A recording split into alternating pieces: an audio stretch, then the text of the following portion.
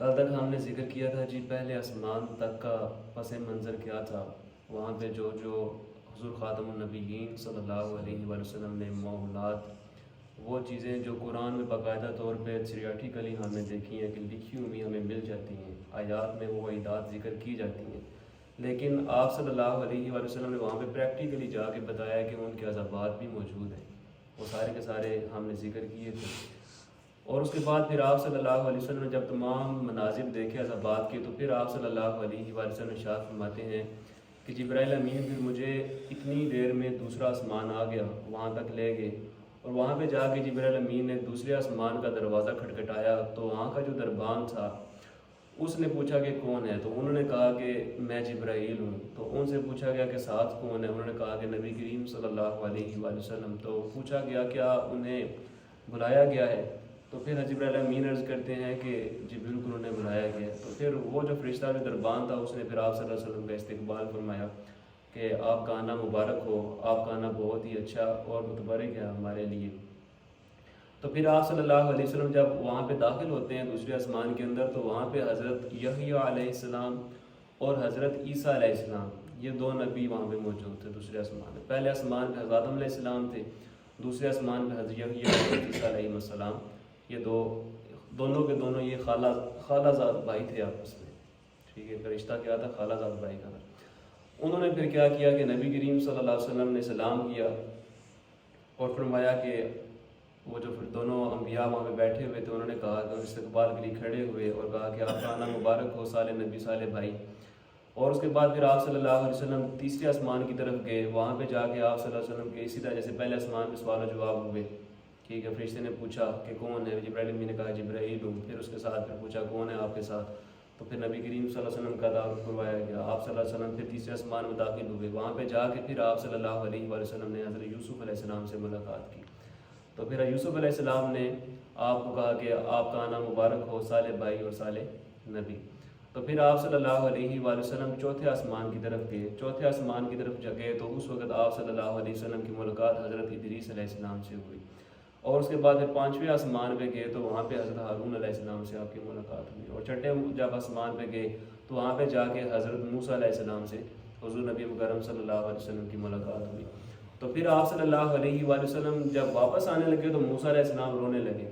موسیٰ علیہ السلام سے رونے کی وجہ پوچھی گئی کہ آپ کیوں رو رہے ہیں، تو انہوں نے کہا کہ میرے بعد اللہ جل شانہ نے ایک ایسا مبارک لڑکا مبعوث فرمایا کہ جن کی امت کل قیامت والے دن میری امت کی تعداد سے زیادہ ہوگی، یعنی کہ حضور نبی مکرم صلی اللہ علیہ وسلم جو کہ ہم امتی ہیں آپ صلی اللہ علیہ وسلم کے، ان کی کثرت پر کل قیامت والے دن فخر فرمائیں۔ تو پھر آپ صلی اللہ علیہ وآلہ وسلم پھر چھٹے آسمان کی طرف جاتے ہیں، وہاں پہ بھی وہی سوال و جواب ہوئے دربان کے ساتھ جبرائیل امین کی، اور اس کے بعد جب داخل ہوتے ہیں تو وہاں پہ پھر حضرت ابراہیم علیہ السلام، کیونکہ حضرت ابراہیم علیہ السلام نے آپ صلی اللہ علیہ وسلم کو اپنی ذریت میں، اپنی اولاد میں پیدا ہونے کی اللہ جل شانہ کی بارگاہ میں دعا کی تھی کہ یا اللہ تو نبی کریم صلی اللہ علیہ وسلم کو میری اولاد میں سے پیدا فرما، کیونکہ اس سے پہلے تو ان کے اوپر امتحانات تھے بہت زیادہ، ٹھیک ہے، جیسے اپنے بیٹے کو اور حضرت ہاجرہ دونوں کو ایک پہاڑی کے پاس چھوڑ آنا، اس کے بعد پھر آپ زمزم کا معجزہ، ٹھیک ہے، ان کی وجہ سے رونما ہونا،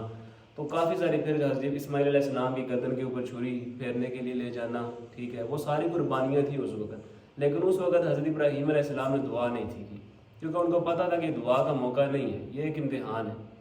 یہ امتحان میں دعا کر کے میں کہیں نہ شکروں میں سے نہ ہو جاؤں، اللہ تعالیٰ کے دیے ہوئے امتحان میں کہیں میں یہ نہ ہوں کہ اللہ جل شانہ یہ سمجھے کہ میں بزدلی میں آ گیا ہوں۔ وہ تو توکل کرنے والے تھے، نبی تھے، اعلیٰ رتبوں کے مالک تھے، سب کی پہچان رکھنے والے تھے،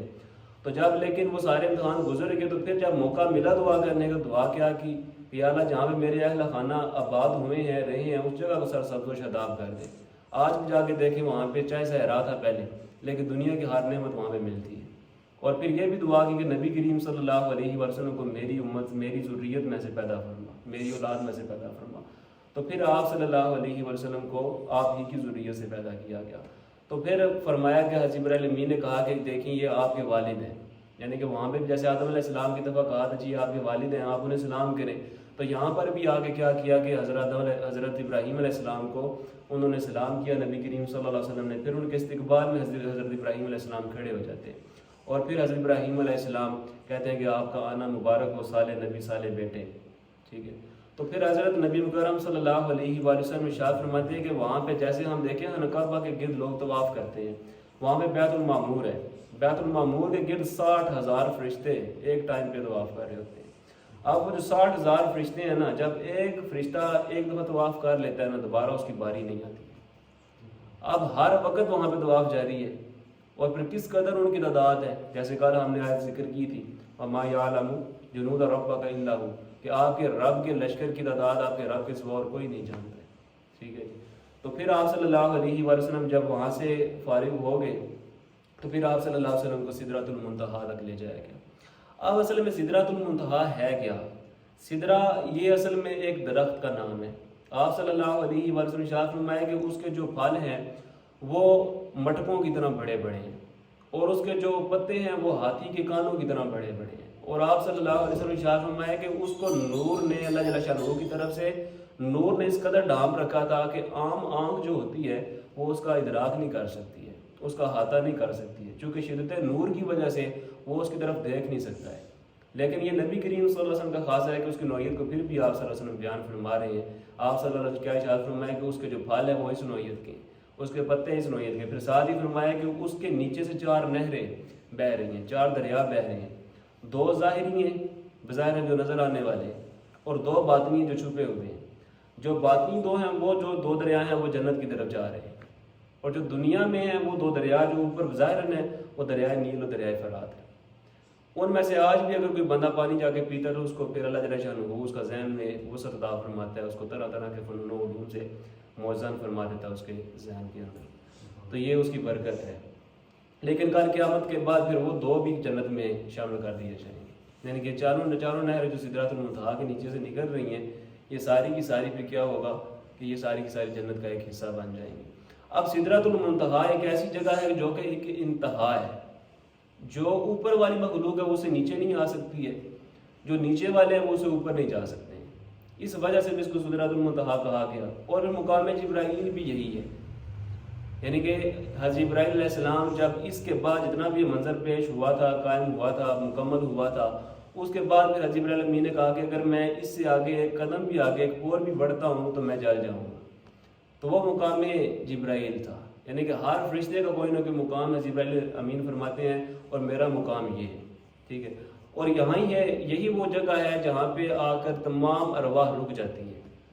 جب ہماری جسم میں سے روح نکلتی ہے وہ سیدھی جا کے مقام ارواح پہ سدرۃ المنتہا پہ جا کے رک جاتی ہے۔ اور ساتھ یہ بھی فرمایا کہ بنو آدم کے جو اعمال ہوتے ہیں ان کا بھی جو سلسلہ اعمال ہے جاری ہوتا ہے، وہ آخر جا کے سدرۃ المنتہا پہ رک جاتا ہے۔ لیکن پھر بھی آپ دیکھیں کہ یہ نبی کریم صلی اللہ علیہ وآلہ وسلم کا خاصہ ہے، ویسے تو کوئی اور مخلوق جو نیچے والی اوپر نہیں جا سکتی ہے اور اوپر والی اسے نیچے نہیں آ سکتی ہے۔ آپ صلی اللہ علیہ وسلم اوپر بھی تشریف لے کے گئے ہیں اور اس کے بعد واپس بھی تشریف لے کے آئے ہیں۔